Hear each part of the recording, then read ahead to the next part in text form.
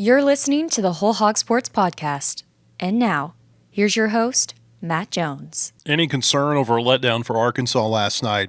I mean, it was erased within just a few minutes of that game starting. Arkansas beat South Carolina 108-74 at Bud Walton Arena. The final score really was not reflective of how the game went, even though it's such a lopsided score. It could have been, I think, much worse for the Gamecocks. Arkansas put some backups in toward the end of the game. South Carolina was able to score 9 in a row at the end and make a 40-something game, a 30-something game. Either way, it was impressive by the Razorbacks. Two things that come to mind.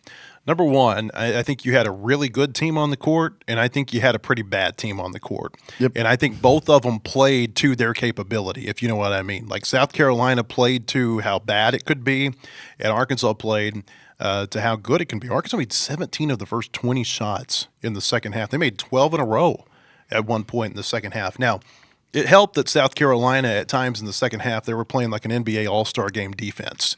And Arkansas was just able to get whatever shot they wanted, it felt like. And that's – but you know what I'm saying. Yeah, I mean, even South Carolina's coach, Lamont Paris, said after the game that he felt like his team kind of quit during the second half. It's like a pickup game, he said, or something. The All-Star game, basically. The All-Star game. And, there was one All-Star game. I don't remember what year it was. Like, everybody was, like, playing hard defense. It was cinematic to watch. It's been a while. Yeah. But it's not been lately. It's not been, yeah. I just thought it was a good bounce back performance for Arkansas. I mean, we're going to dig into it today, kind of get down in the weeds on some of the numbers and whatnot. But really the one big takeaway that I had from this, and you could kind of see it by the first media timeout. You could really see it by the second media timeout, and certainly it played out as the game went along. We talked yesterday about style of play and dictating the pace of play. And Arkansas was able to do that pretty much from the outset yesterday. Oh, yeah. And you could tell that this is a team that they like to play fast, and you could tell the other team this was way outside their comfort zone. Yeah, no, for sure. I mean, like we mentioned, South Carolina is a team that likes to slow it down, kind of murky the waters, and kind of make you play the way they want to play. And, they had some success doing that against Georgia. On Saturday, a narrow loss in that one to a good Georgia team, and but I mean, yesterday it was not that. Arkansas, really, I thought did a good job of kind of imposing its will and really, just kind of doing whatever it wanted to do. Really, I mean, with the exception of Michi Johnson, I don't think you can look back at anybody on that South Carolina team and say, hey, they had a nice night. He was the only guy who finished with in double figures in scoring. Yeah, he had a good night. He had a nice shooting night. Was his defense all that great? Probably not, but but it was the All-Star game. Yeah, he scored 29. The All-Star game. But yeah, no, Arkansas. I was impressed. Obviously, you want to see what the response was going to be from the Auburn game, and it was what you needed it to be and more, I think. And Arkansas, and John Calipari and Lamont Paris both said it post game, like it was kind of the inverse of what happened to Arkansas at Auburn for Arkansas, and then it was the inverse of what happened to Arkansas and Columbia last year. Yes, yeah, no, for sure. And I think Lamont Paris mentioned that as well. Now that you mentioned that, but yeah, it was all Arkansas all night, and it was impressive. I don't think you can look at anybody on the floor for Arkansas and say they played poorly. Like, I know Billy Richmond only finished with 3 points, but he had five rebounds, 4 assists, 2 blocks, and 3 steals, and so everybody seemed to affect the game in more ways than just scoring. And I thought it was a really really good and really needed performance for Arkansas. Defense was better in the first half than it was in the second half, but even in the first half, there was no under 4 media timeout. And I don't know how you get no under 4 media timeout if you're playing aggressive. No, I'm not either. I'm not either. Especially for a late tip. But I don't know how you don't get an under 4 media timeout if you're playing aggressively on the defensive end. And I was sitting there, I kept kind of noticing, like, man, we haven't had an under 4 media timeout. When's this going to come? And then it's kind of like in the old days, like when you had DVD players and you would sit there and you'd watch it for 20 minutes just hoping that it would, the screensaver would hit the corner. I mean, that's kind of how you were watching this. Like, is this really going to happen? Is it going to happen? And then, I'm starting to think to myself, like, okay, what's going to happen is that they're going to get to like 10 seconds left, and somebody's going to foul a 3-point shooter, and we're going to have to go to a 3-minute commercial break, and then we're going to come back for 3 free throws in the final 10 seconds of the half. And fortunately, ridiculous. that never happened. But again, I don't know how you play 4:53 at the end of the first half without a whistle, and you're playing aggressive defense. And I think that goes for both sides, because I didn't think Arkansas's defense was very good at the end of the first half. Yeah, no, and Arkansas's defense has kind of been kind of the concern when you look at this team just kind of in general. I mean, I think they've given up 70 or more points to teams rated lower than 50 on KenPom 7 times this season, if I'm not mistaken. And if there's one thing that you're going to be concerned about with this team, that's going to be it. You look at a lot of teams that, and this Arkansas team wants to compete for a late tournament run. The teams that make it to a Final Four national championship typically aren't rated number 67 in KenPom. So that's something that you're going to rated number 67 for defensive efficiency on KenPom, I should say. That's something that they're going to need to, I guess, address, fix. How they do that. I'm not. I don't know. I'm not. That's not my specialty. And my specialty is watching basketball and writing about it. So, but yeah, I think that's the big concern when you look at this Arkansas team. I mean, you look at the 74 points against South Carolina, 95 to Auburn, 87 to Mississippi, Ole Miss. Goodness. John Calipari calls Ole Miss Mississippi, and I'm always just like, hey, you're the only person I know who says that. John Calipari in the AP. John Calipari in the AP, and now me apparently, because I was just reading KenPom, and KenPom does it, but But I mean, the list is growing. Yeah, yes. So 74 to James Madison and 80 to Queens. So there's some concerns there, and 83 to Winthrop, 75 to Sanford, 77 against Southern. So the defensive concerns are there. Even with that, Arkansas's defense in the second half, for a large stretch of the second half, I thought was pretty good yesterday. I mean, South Carolina had 38 points at halftime. When Arkansas emptied the bench with 2:18 left, South Carolina had 65 points. And there really was a stretch there. I think they got to about 55, 56 points with 17 minutes left in the first half, or in the second half. And so you're talking basically about a 15-minute stretch of the second half where they score fewer than 10 points. So there was a good stretch of defense in there. It's still inconsistent. But I mean, if you're looking for, if you're kind of looking inside the game, so to speak, I thought that stretch of the second half, that is an area that they can build on defensively. Now, you had a very demoralized team that you're doing this against, a team that's not a great three-point shooting team in the first place. But again, you kind of take the wins where you can find them in a game like this where you kind of have, again, it's a big win for Arkansas, no different than it was a big loss for Auburn. But I think in a blowout, either way, win or lose, you're kind of looking for these little moral victories, so to speak, that you can take with you and build on for future games. Yeah, no, for sure. And there were some of those positives that you mentioned. I think they forced 16 turnovers, 12 of which I believe were steals, and they scored 22 points off of those. So that is positive, right? I mean, that's a good thing if you're Arkansas. And yeah, I still kind of maintain that the guards are both pretty good, tough on-ball defenders. They're not necessarily the best shot disruptors, but they're guys who can get those steals. They can challenge you when you're trying to beat them off the dribble and things like that. So, yeah, it that was definitely, I guess, a defensive positive in that game is you hold that team to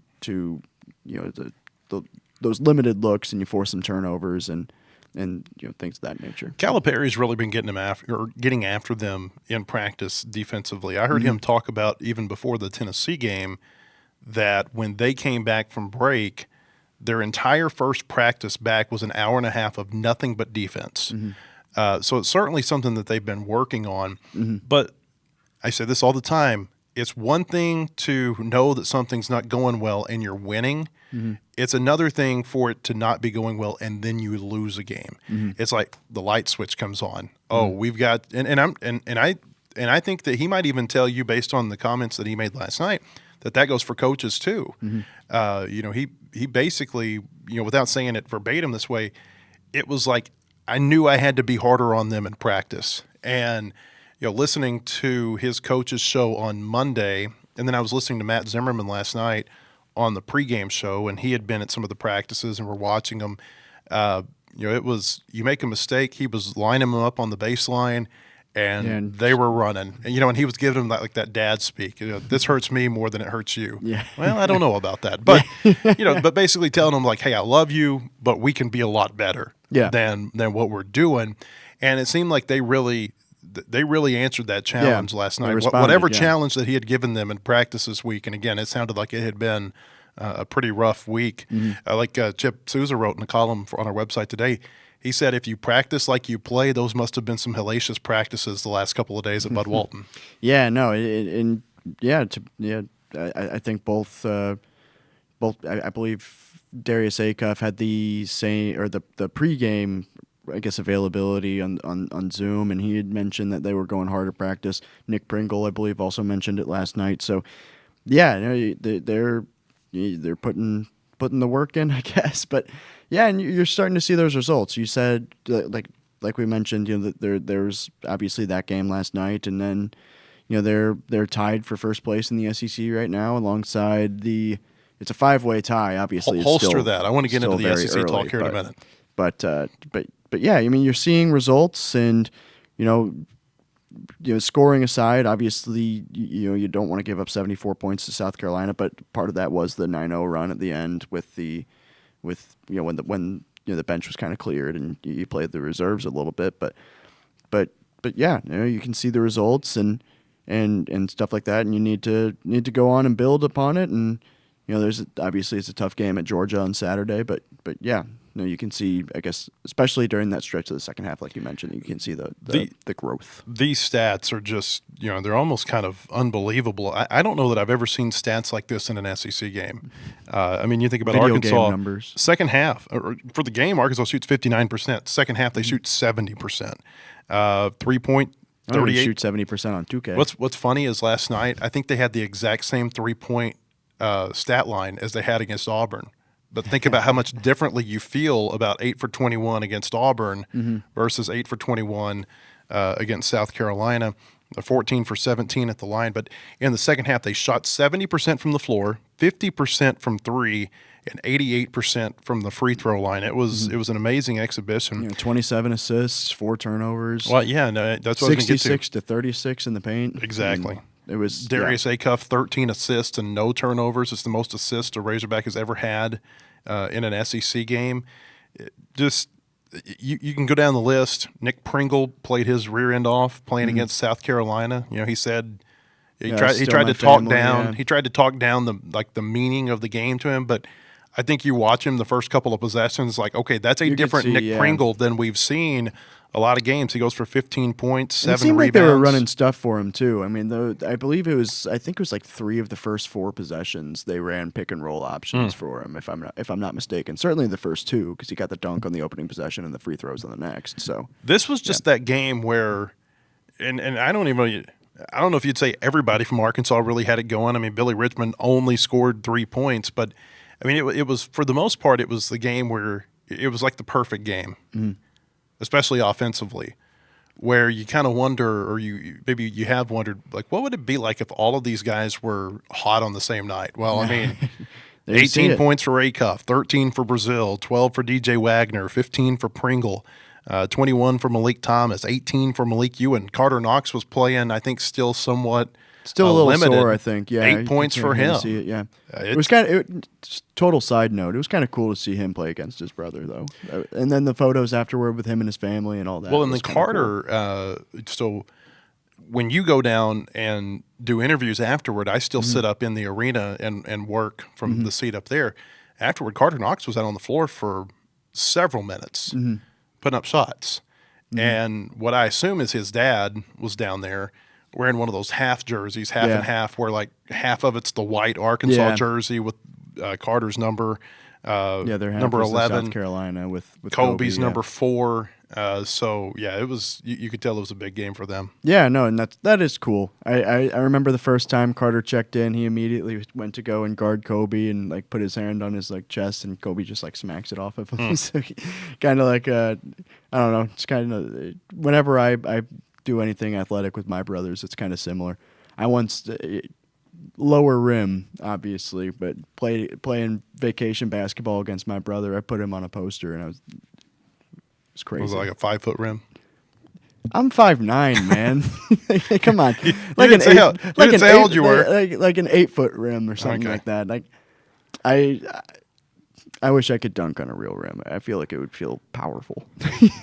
Yeah, I don't know how we got to that, but yeah. Hey, Brotherly love, I guess, is the. we want to tell you about Bentonville Glass. They've been serving their community since 1971. They're committed, professional, and versatile. You can come by and see them at 507 South Main in Bentonville. Online at bentonvilleglass.com. They've got all your glass market needs with the highest quality products. So you tease this. Arkansas is 3-1 in the SEC now, and they're tied for first place because Vanderbilt lost to Texas. Yeah. Pretty decent. Like maybe what was it 19 points, 18 points, I think something it like was 14. that. Okay, Let me check. double-digit Real loss quick. though to Texas last night. 16-point loss. And I don't want to call it an upset because now that's back-to-back games where Texas has picked off Alabama and Vanderbilt. Mm-hmm. Maybe it's just that Texas under Sean Miller is maybe a starting to little bit better some than things out or we something like that. thought Yeah. they were.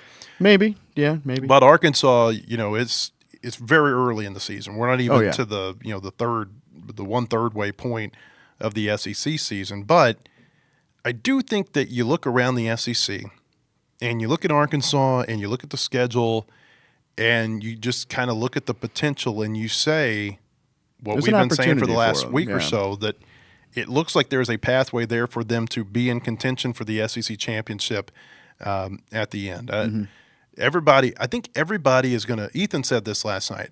He said everybody's going to be due a mulligan, at least one this year in the SEC. Maybe last night was Vanderbilt's against Texas.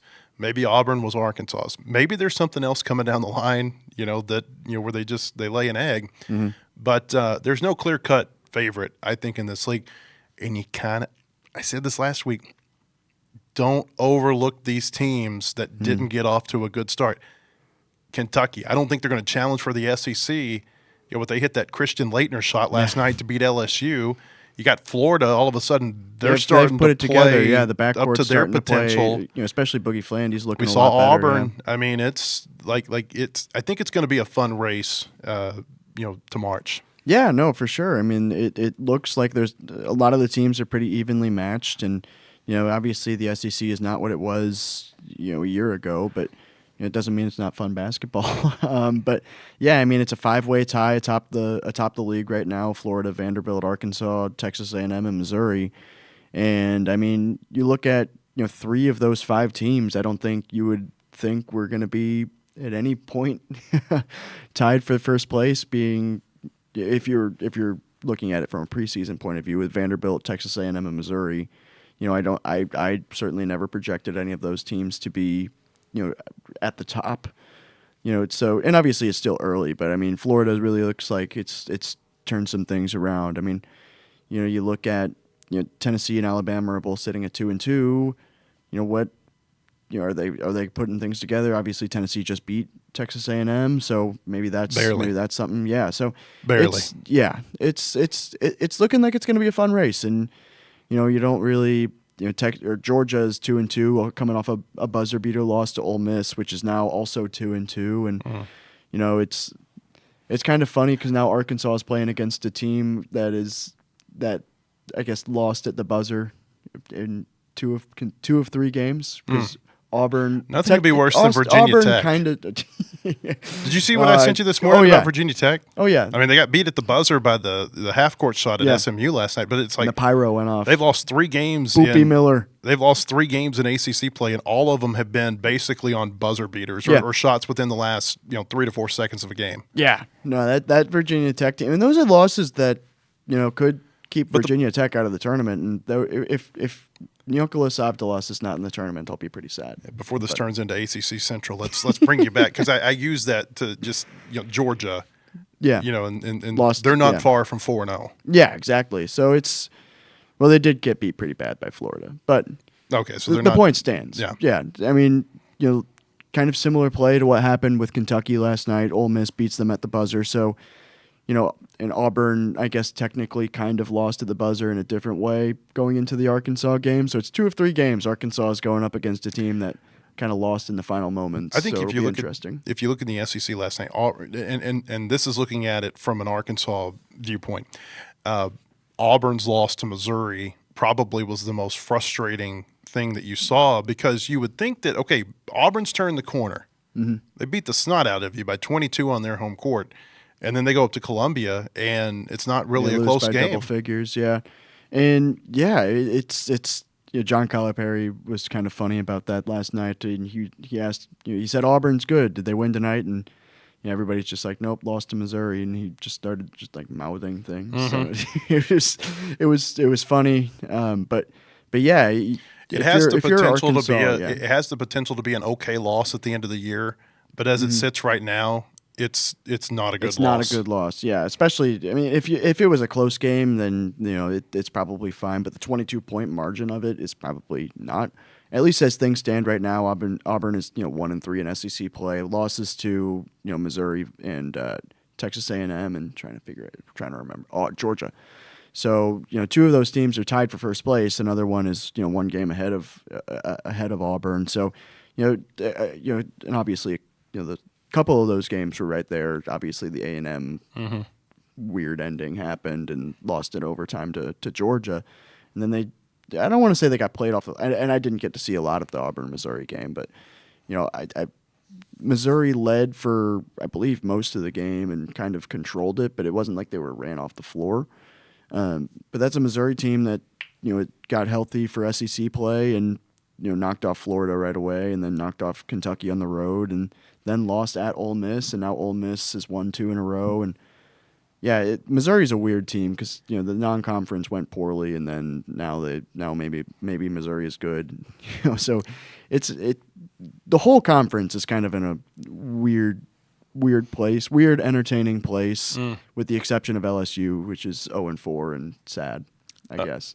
I keep going back to this, but everything that I watch just reinforces this. Teams are going to have a hard time coming into Bud Walton and winning this year. I don't know that they're going to go undefeated, but could I see them losing 1 game? Yeah. I can see them going undefeated. But it just doesn't seem like basically when they're on their home floor, it's going to be hard for anybody to come in here to win, whether that's Vanderbilt or Kentucky or Auburn or whoever comes in here. Texas comes in later in the year. They're very different. And this isn't exclusive to Arkansas. This is a lot of SEC teams, a lot of teams in college basketball at large. They're just a totally different team when they're in that arena. Mm-hmm. Yeah, no, it's always nice to play at home, no matter who you are or where you are. But yeah, they've looked pretty phenomenal at home, I think, this season. I thought if a team was going to get them, it'd be Tennessee, because of how physical Tennessee is and how they can slow it down and make you play their style. Mm-hmm. And they did that at times against Arkansas, but Arkansas had enough spurts there. That they were able to, and especially that big was an 11-0 run in the second half, that they were able to pull away and get a little bit of breathing room. I thought Tennessee, when I looked at the SEC schedule before the season started, that was the one where I thought first SEC game, first time you're playing a high-quality team for several days after playing Houston a couple of weeks before. And again, somebody may come in here and get them. Vanderbilt may get them on Tuesday night next week. I don't know. Another 8 p.m. Maybe Kentucky comes in here and shocks Arkansas the way Arkansas went into Rupp last year and beat them. It's just they seem like they're really, really strong at home, and they can really shoot in this arena this year. Yeah, no, it's I mean, it's an important aspect of any sport, but especially conference play in college basketball. It's protect home floor and then win some games on the road, and especially in a power conference, you do that along with a relatively solid non-conference, and you should make it into the tournament. And Arkansas, I thought, had a good, not great non-conference. I mean, you pick off one of the 3 losses you have in non-conference, and maybe we upgrade that a little bit. But I mean, you win your home games, and you get some on the road, which obviously they already got one on the road at Ole Miss, and yeah, you're looking pretty good, I think. And the better you do, you win your home games and you get some good wins on the road, and you're going to do wonders for your NCAA tournament seeding, assuming obviously it's early and you don't want to count your chickens, cliche stuff. But count your what? Yeah, count your chickens before they're hatched. Yeah. Yeah, I didn't want to finish the cliche. Okay. I'm pretty anti-cliche. I was kind of hoping that you would mess it up, to be honest with you. That would have been funny. Probably not the first time I would mess something up, right? Before we get out of here, I do want to mention this. Last night, just to kind of put a historical bow on this game, it was the 6th most points that Arkansas scored in an SEC game, and it was their 6th largest margin of victory in an SEC game. Now, it could have been like 2nd or 3rd largest. I don't know that they'll ever top the largest margin of victory. They beat Mississippi State by 57 at Barnhill, I think the 2nd year in the SEC. I don't close one. Well, I don't think they're ever going to do that again. But they beat Missouri by 44. I was at that game. Years. Were you there? I was there. Covering yeah, it for Missouri? my senior year at Missouri. Yeah. Yeah. So they won. They won that one by 44. I had my game written at halftime. That was one of those where it was kind of a sneaky, because it wasn't a real high scoring game. Arkansas won at 87-43. You kind of have to do a double take. It's like, whoa, I don't know that they've beaten very many SEC teams by this many points. Arkansas could have scored 0 points in the second half and still won. I remember that because it was part of my gamer I wrote at halftime. But this could have been this could have been one of those really big ones if Arkansas had not have taken its foot off the gas. But the 34-point win, that's tied for 6th. 108 points, tied for 6th with a game that, if you're old enough, you will never forget this game. Arkansas went to LSU late in '94.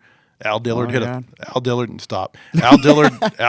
3 at the buzzer in regulation to force overtime, and then Scotty Thurman hit a 3 very late in overtime, like maybe the last 5, 10, 14 seconds, something like that. And Arkansas beat LSU. I was courtside. 108-105. I was not courtside. I was most points in an SEC game. I was many years from being born. Most points in an SEC game for Arkansas. Yeah. Was I alive? No. Then no. Same year, 94, 117, Auburn. That was one of those Wesley Person Auburn teams that they could really get up and down the court. You look at most of these. I did want to mention this. 117 against Auburn in 94, 115 against Mississippi State in 93, 114 against Ole Miss in 92, 110 against against Auburn in 92, 110 against Ole Miss in 14, 108 against LSU in 94. I mean, these are we've made this comparison. These are mid-90s type offensive performances that we've seen from Arkansas, and this is another illustration of that. They're an elite offensive team. I mean, I don't think anybody can question that for sure. I mean, they're 7th rated offense in Ken Pom. I believe that was the 4th time they scored 100-plus points last night. 4th, 5th, one of the two this season. You flying to Athens tomorrow?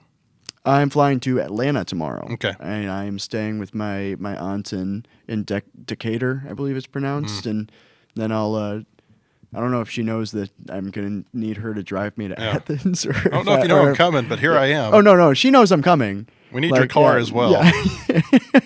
I don't know if she knows that she's either driving me to Athens or I'm borrowing a car, but we can pay for a rental car. I just want you to know that. No, we'll be fine. We're saving money. Yeah. Okay. I'm just glad you're not trying to drive down there like you did to Auburn. I still can't believe. Hey, I mean, that was part of a 4-day little adventure. Myself, Matt Byrne, and Hank. It was fun. 3 dudes to 1 hotel room. I'm glad you experienced that, and not me. Not me. All right. I mean, it was a whole adventure. Appreciate the 3 Musketeers. Appreciate you being here. Have fun going down to Georgia this weekend. Georgia, they're ranked are they 21 right now? Number 21, yeah. It'll be my 52nd individual arena. I'm keeping track. Big top 25 matchup on Saturday down in Athens. When we'll see you tomorrow on our podcast. We will preview that Arkansas-Georgia game. Hope to see you then or at our website, wholehogsports.com. Have a great day.